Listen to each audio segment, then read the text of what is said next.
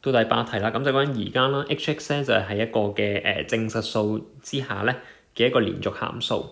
咁就同你講 h prime of x 咧就會係以 x 嘅 square 減七 x 加8除 x， 咁對於所有大過0嘅 x 值。派問大家 hx 係咪一個嘅 increasing function， 係咪一個嘅增加嘅函數？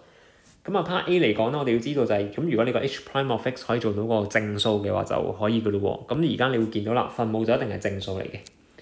咁但係個分子一個 quadratic， 你點樣話到俾人聽呢個一定係一個正數咧？咁我哋就要考慮翻佢嘅最小值嘅咯喎。咁所以 part A 嚟講咧，我哋可以 consider 翻呢一個嘅以 h 嘅 square 減七 x 加8咧。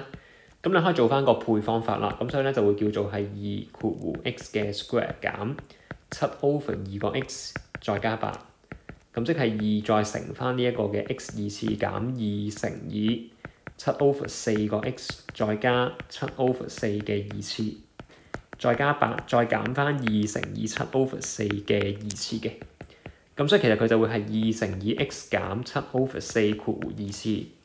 咁後面個數字咧就撳一撳記啦，咁就會係7除4嘅2次方啦，乘2啦，跟住8減佢嘅。咁應該計到就係加翻15 over 8。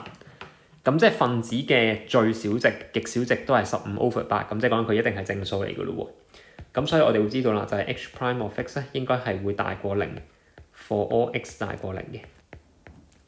咁所以咧就 yes 啦，就係咁啦。